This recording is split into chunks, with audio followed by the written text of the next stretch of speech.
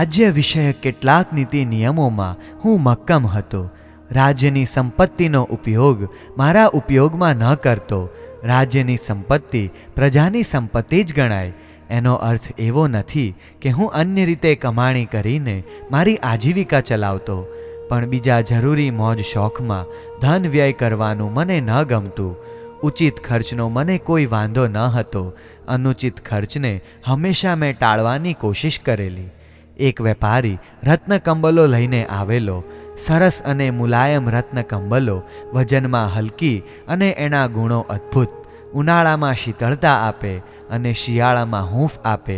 કંબલને જોતાં જ ગમી જાય એવી એ વસ્તુ હતી. ચેલણા મારી બાજુમાં જ હતી. એના ચહેરાના હાવભાવ જોઈને મને ખબર પડી કે કંબલ એને ગમે છે. વેપારીએ ભાવ બહુ ઊંચો બતાવેલો. એક કંબલના 1 લાખ સોના મહોર ન પોસાય. આ રીતે ધન વેડફવાનો આપણને કોઈ અધિકાર નથી. લાખ સોના મહોર આપીને ખરીદવાની મારી અનિચ્છા દર્શાવી. પેલો વેપારી બિચારો બહુ મોટી આશા લઈને આવેલો.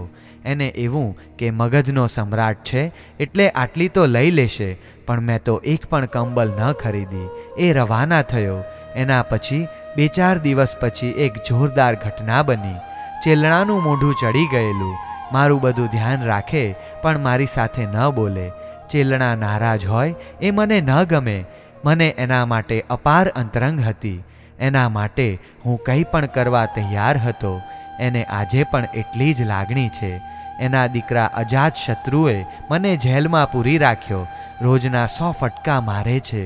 કોઈને અંદર આવવાનો નિષેધ છે, પણ એણે કરગરીને મનાવીને અંદર આવવાની અનુજ્ઞા મેળવી લીધી છે. મારા પ્રત્યેની અપાર લાગણી છે. આજે પણ એ મને એટલી જ વહાલી છે. એના અબોલા મારા માટે અસહ્ય હતા.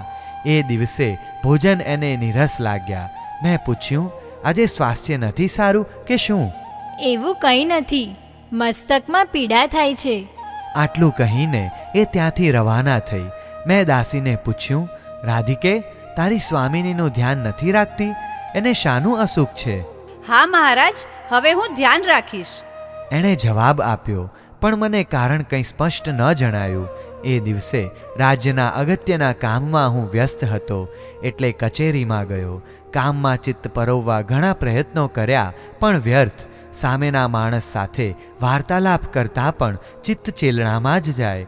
આવનારા પણ જાણી ગયા કે આજે મહારાજ સ્વસ્થ નથી.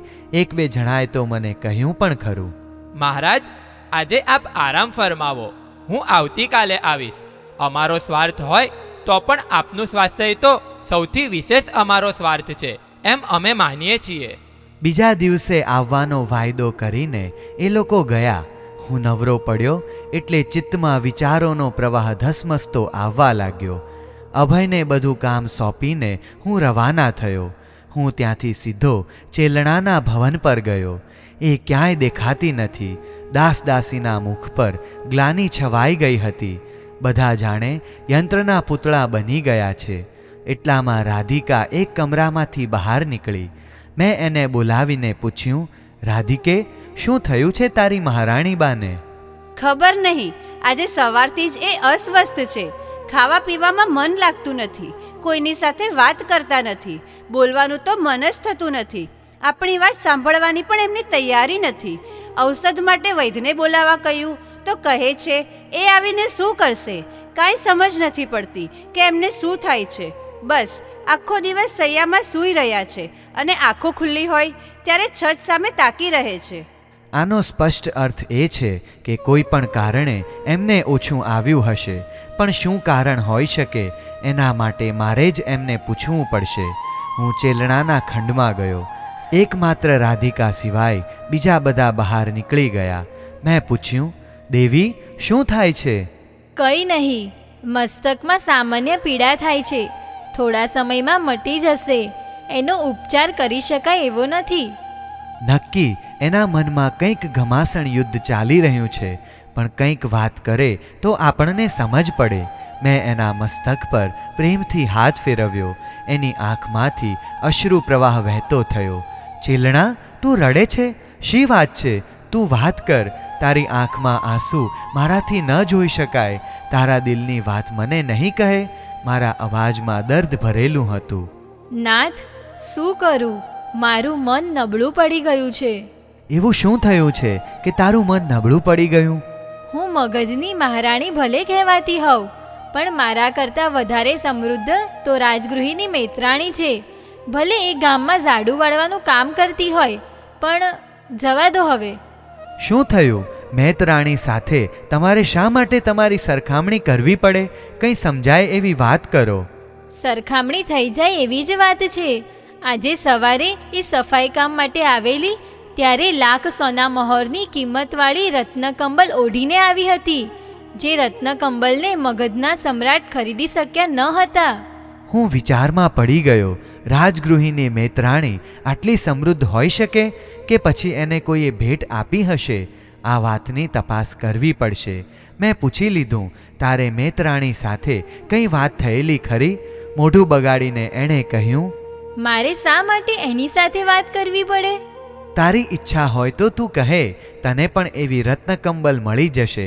રત્નકંબલ માટે જ આમ મોં ચઢાવવું વ્યાજબી છે? 4 દિવસથી તમે ભોજન નથી કર્યું અને મારું પણ આજે કોઈ કાર્યમાં ચિત્ત નથી રહ્યું. હું શું કહું? આમાં મારે કહેવાનું હોય કે આપે સમજવાનું હોય? તક મળે હું તપાસ કરાવીને રત્નકંબલ મંગાવી આપીશ. મારા દિમાગમાં મૈત્રાણી અને રત્નકંબલનો મેળ બેસતો ન હતો. મેં મારા અનુચરને કામ સોંપ્યું. સુજાતસિંહ મારો અંગત માણસ હતો. કોઈ પણ ગુપ્ત વાત શોધવામાં એ માહેર હતો. એને કહ્યું, આટલી વાત જાણીને લાવ. જ્યારે એ તપાસ કરીને આવ્યો ત્યારે એની વાત સાંભળીને હું સ્તબ્ધ થઈ ગયો. ગોભદ્ર શેઠ અને ભદ્રા શેઠાણી રાજગૃહિમાં રહેતા હતા. એમને એક દીકરી અને એક દીકરો, 2 સંતાન હતા.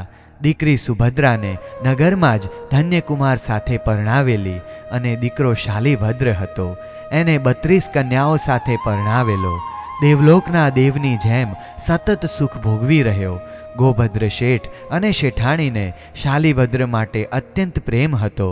એને કોઈ કષ્ટ ન પડે એની શેઠ શેઠાણી કાળજી રાખતા.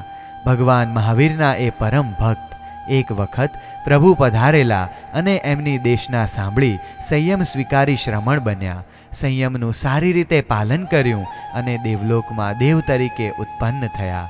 પોતાના પુત્રને કોઈ પણ જાતનો ધંધો વ્યવસાય વગેરે કરવું ન પડે એ માટે એમણે 99 પેટીઓ મોકલવાની શરૂ કરી. 32 પત્નીઓ અને શાલીભદ્ર 33માં. એકમાં વસ્ત્ર, એકમાં આભૂષણ અને એકમાં દિવ્ય ભોજન દેવલોકમાંથી એ રવાના કરવા લાગ્યા. એકની 3 એટલે કે 33 જણાની 99 પેટીઓ. રોજ નવા આભૂષણ, નવા વસ્ત્રો પરિધાન કરવાના. આજે જે ચીજ વાપરે એ ફરીથી ક્યારેય ન વાપરવાની. આવી દિવ્ય સંપત્તિનો એ માલિક હતો. રત્નકંબલનો વ્યાપારી આખી નગરીમાં ફર્યો, પણ કોઈએ એની કંબલ ન ખરીદી. આટલી મોંઘી કંબલ ખરીદવાની તાકાત બધાની તો ન હોય. એ નિરાશ થયો. એના સાથીની સાથે એ વાત કરતો હતો કે રાજગૃહિની ઘણી વાતો સાંભળી. એની શોભા પણ અપાર છે, પરંતુ અહીં વસતા માણસો કાં કૃપણ છે કાં તો કિંમતી ચીજોના પારખું નથી. આવી વાતો કરતા ચાલ્યા હતા. એ સમયે ભદ્રા શેઠાણી કે જે શાલીભદ્રની માતા છે, એમણે એ સાંભળ્યું. પોતાના નગર વિશે કોઈ પણ માણસ કંઈ પણ બોલે એ રાષ્ટ્રપ્રેમી માણસને ન ગમે. ભદ્રા માતા ત્યાં જ ઊભા રહી ગયા. આ માણસ આવું કેમ બોલે છે? એની વાત સાંભળી. એની પાસે 16 રત્નકંબલો હતી. ભદ્રા માતા ચિંતિત બન્યા. એમના માટે પ્રશ્ન કિંમતનો ન હતો પણ સંખ્યાનો હતો. પુત્રવધુઓ 32 હતી અને રત્નકંબલ 16. વસ્તુની કિંમત ગમે તેટલી હોય પણ આપવી તો બધાને સમાન જ જોઈએ, નહીં તો મનદુખ થવાની શક્યતા રહે. એમણે વેપારીને કહ્યું, મારે 32 રત્નકંબલો જોઈએ. વેપારી હસી પડ્યો. આખા નગરમાં ફર્યો, કોઈએ પણ એક પણ ન ખરીદી અને તમે 32ની વાત કરો છો? તમારે ખરીદવી ન હોય તો મને વૈશાલી જવા દો. ત્યાં ને સમજનારા ઘણા છે. સિંહ સેનાપતિ ચેટકરાજ અને આમ્રપાલી જેવા ઘણા બધા વસ્તુની કિંમત કરનારા છે. વેપારીની આવી વાત સાંભળીને ભદ્રા શેઠાણીને આંચકો લાગ્યો.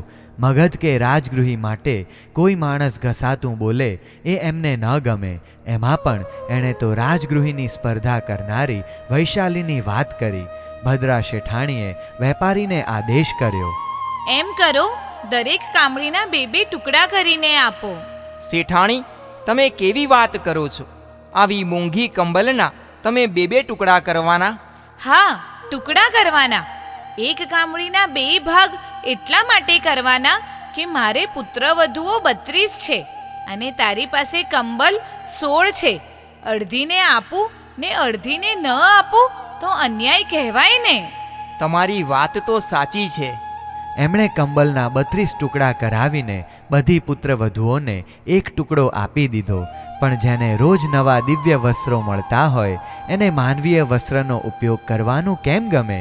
એમણે એ રત્ન કંબલનો સ્નાન પછી શરીરને લૂછવામાં ઉપયોગ કરી બહાર ફેંકી દીધો. એ પેલી મૈત્રાણીને મળી અને સવારે જ્યારે રાજમહેલ તરફ એ સફાઈ કરવા આવી ત્યારે ચેલણાની નજર એના ઉપર અને એની રત્ન કંબલ પર પડી. એની વ્યથાએ ચેલણાના હૃદય પર ચોટ કરી. ચેલણાના મનમાં વિચાર એવો જાગ્યો કે મગધની મહારાણી હું અને મને જેવા વસ્ત્રો આભૂષણો મળે એના કરતાં વધારે સારા વસ્ત્રો આ મૈત્રાણીને મળે. મને આનંદ એ વાતનો થયો કે મારા નગરમાં આવા સમૃદ્ધિશાળી માણસો વસે છે. મને આવા સમૃદ્ધિશાળીના દર્શન કરવાનું મન થયું. મેં વિચાર કર્યો કે મારે શાલીભદ્રના દર્શન કરવા જવું અને એના ઘેર જઈને એની રિદ્ધિ સિદ્ધિના દર્શન કરવા. જો કે હું બોલાવું તો એ મારા મહેલમાં પધારે, પણ એમાં એની સમૃદ્ધિના દર્શન તો ન જ થાય ને. એક દિવસ એના ઘેર જવાનું રાખ્યું. 2-3 અંગત માણસોને મેં સાથે લીધા.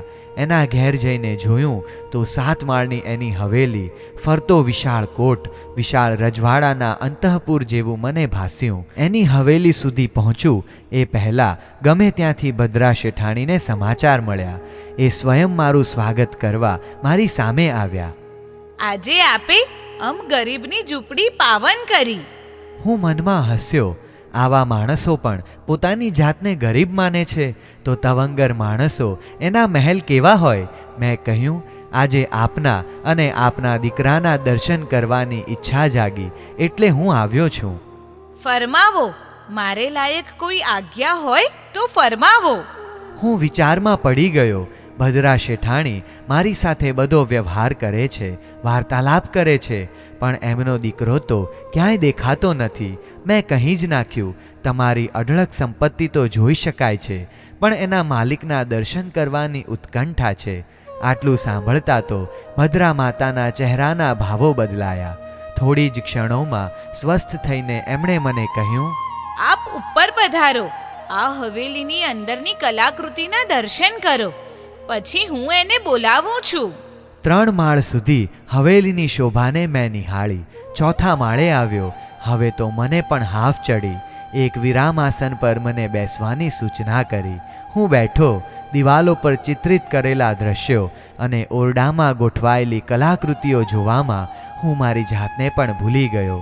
કલાકૃતિઓ જોવામાં હું એવો મશગુલ થઈ ગયો કે ભદ્રા શેઠાણી ક્યારે અદૃશ્ય થયા એની પણ મને ન ખબર રહી.